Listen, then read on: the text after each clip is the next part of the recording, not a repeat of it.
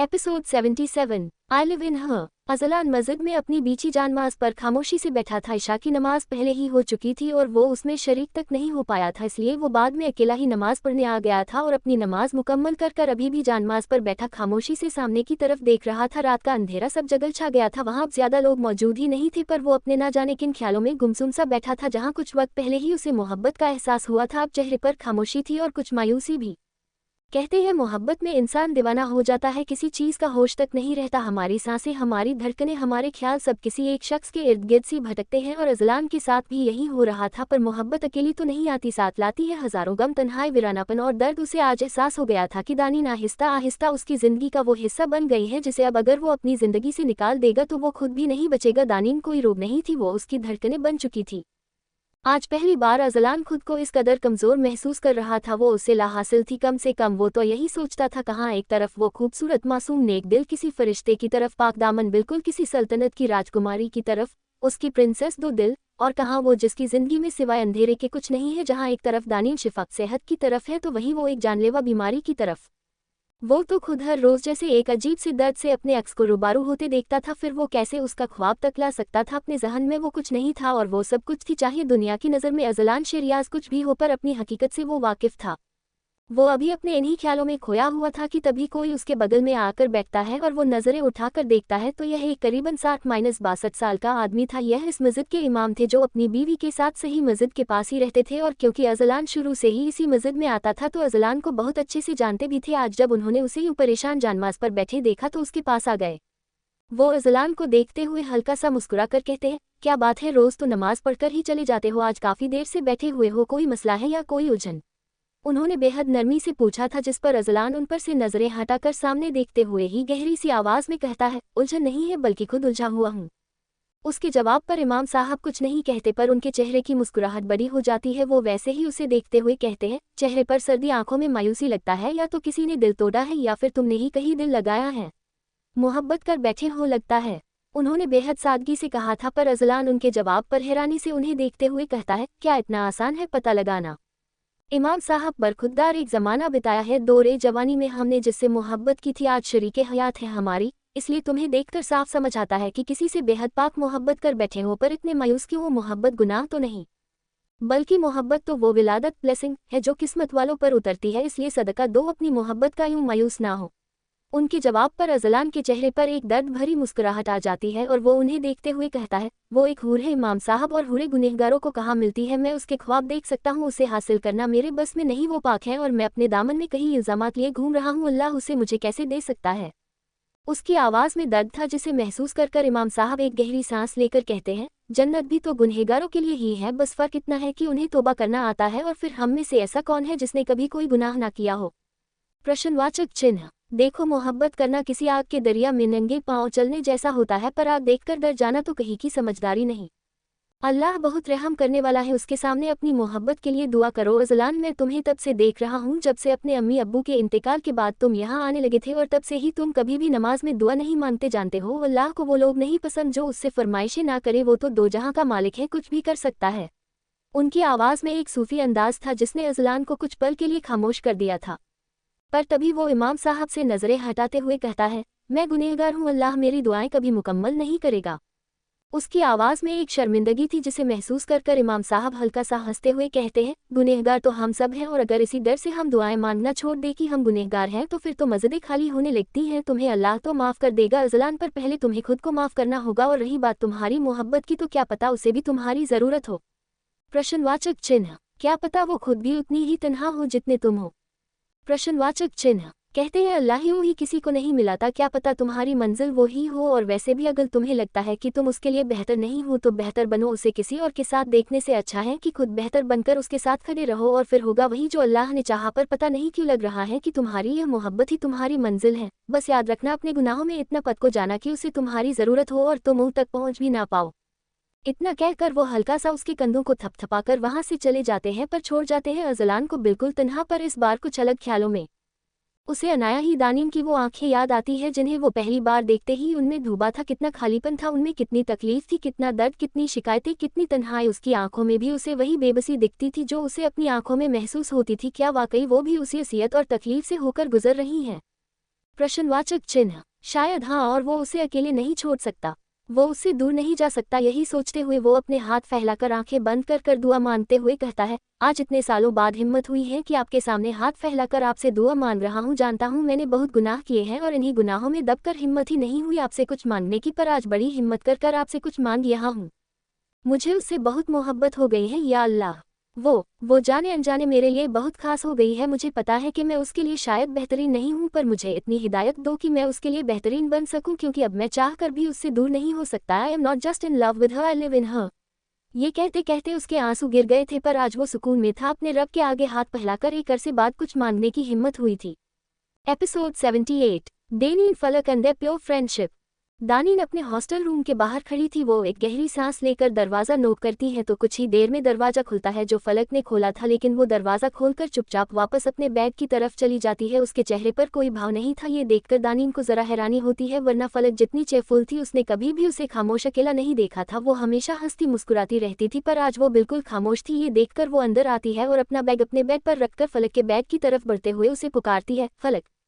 पर कोई फायदा नहीं, क्योंकि फलक ने ऐसे रिएक्ट किया जैसे वो है ही नहीं। वो खामोशी से अपने बेड पर बैठी अपना फोन स्क्रॉल करने लगी। ये देखकर दानीन दोबारा उसके पास जाकर उसके बेड पर बैठते हुए कहती है, फलक मैं बुला रही हूँ तुम्हें। उसकी बात सुनकर फलक, जो अभी तक अपना फोन स्क्रॉल करने में बिजी थी, उस पर से नजरें उठाकर दानीन की तरफ देखते हुए कहती है, अच्छा, और मैं क्यों सुनूं तुम्हारी? आखिर हो कौन तुम मेरी जो मैं तुम्हें जवाब दे रहूं? उसने जरा सख्ती से कहा था, जिस पर दानीन हैरानी से उसे देखती है। उसे बुरा लगा था जो उसकी आंखों में दिख भी रहा था। वो उसे देखते हुए ही कहती है, क्या कह रही हो फलक? दोस्त हूँ मैं तुम्हारी। उसकी बात सुनकर फलक गुस्से में अपना फोन साइड में पटक कर उस पर चिल्लाते हुए कहती है, ओरियली? प्रश्नवाचक चिन्ह। याद आ गया तुम्हें कि तुम मेरी दोस्त हो? अब ये भी याद कर लो कि तुम तो मेरी दोस्त हो, पर मैं तुम्हारी दोस्त कभी नहीं बन सकती, क्योंकि तुम चाहती ही नहीं हो कि मैं तुम्हारी दोस्त बनूं। उसने गुस्से में चिल्लाते हुए कहा था, और दानीन खुद उसके गुस्से से डर गई थी। यह पहली बार था जब उसने उसे यूं गुस्से में देखा था, इसलिए वो उसे शांत करते हुए कहती है, फलक क्या हो गया है, तुम ठीक तो हो ना?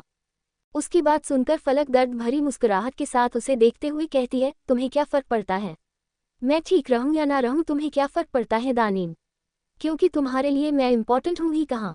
अगर होती तो यूं बिना बताए गायब होने से पहले कुछ सोचती, कुछ कहती, कुछ पूछती, पर नहीं, तुम तो बस खामोशी से कहीं चली गई, यह सोचे बिना कि मैं क्या करूंगी। अरे तुम्हें मजाक लगती हूँ क्या मैं? साला हर बार बस चली जाती हो और मैं ढूंढती रह जाती हूँ। उसकी बात सुनकर दानीन को अपनी गलती का एहसास होता है। वो बदहवासी में ये भूल ही गई थी कि फलक के लिए वो क्या मायने रखती है। खुद के माजी से लड़ते लड़ते वो ये भूल गई थी कि जख्म वो किसी और को भी दे रही है। यह महसूस होते ही वो वजाहत देते हुए कहने की कोशिश करती है, फलक मैं वो। इससे आगे वो कुछ कहती उससे पहले ही फलक उसे अपने हाथ के इशारे से रोकते हुए कहती है, रहने दो। ये झूठे बहाने, झूठी गवाही अपने पास रखो। पता है क्या तुम्हारी कोई गलती नहीं है? गलती मेरी है जो मैं तुम्हें अपनी सबसे अच्छी दोस्त, अपनी बेस्ट फ्रेंड, अपनी बहन मान बैठी, तब कि तुम्हारे लिए तो शायद मैं कोई मायने रखती ही नहीं हूँ। समझ आ गया है मुझे, तुमने मुझसे दोस्ती सिर्फ इसलिए की थी क्योंकि मैं तुम्हारे पीछे पड़ी थी। गलती मेरी है मिस दानीन, तुम्हारी नहीं। पर क्या है ना, मुझे भी रिश्तों की ज़रूरत है, पर पता नहीं क्यों कोई यह समझना ही नहीं चाहता। खैर, मैं तुम्हें अपनी दोस्ती में और नहीं बांधूंगी। मैं अब तुम पर कोई हक नहीं जाऊंगी और कल ही कमरा भी खाली कर दूंगी। तो अब जाकर आराम करो, क्योंकि फलक अब कभी तुम्हें परेशान नहीं करेगी। इतना कहकर उसकी आंखें जरा नमा हुई थी, पर वो अपना फोन उठाकर बेड से उठती है और दरवाजे की तरफ जाने लगती है। इधर बेड पर बैठी दानीन तो सुन हो गई थी। फलक की बातों ने उस पर क्या असर किया था, ये फलक भी नहीं जानती थी और ना ही इस बात को समझ सकती थी। वो खुद को समेटने की कोशिश कर ही रही थी, पर उससे नहीं हो पाया और वो फूट फूट कर जोर जोर से रोने लगी है।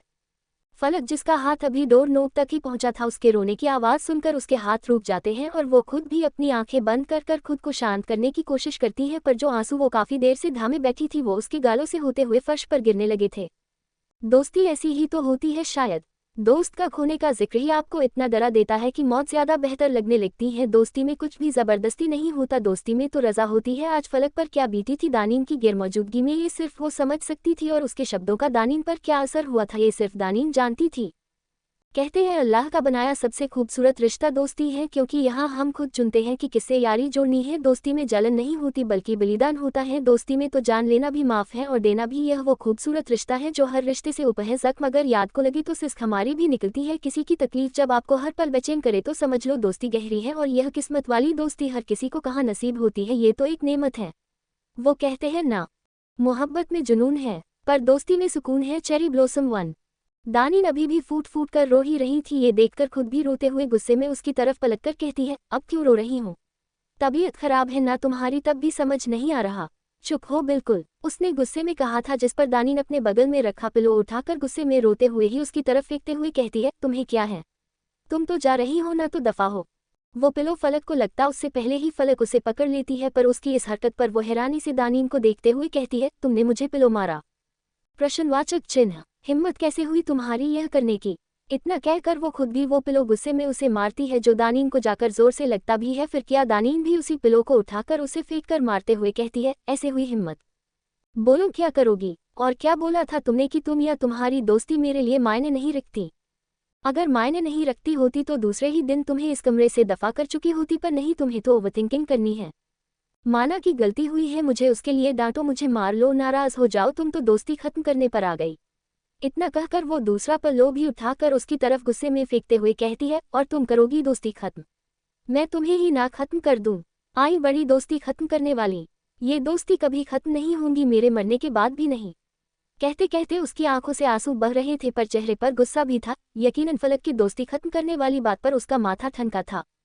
फलक खुद भी जमीन पर पड़ा एक पिलो उठाकर उसकी तरफ फेंकते हुए कहती है, क्यों ना करूं मैं दोस्ती खत्म, जब मैं तुम पर सिर्फ एक बोझ ही हूं। इतना कहकर वो खुद भी गुस्से में उसे घूरती है।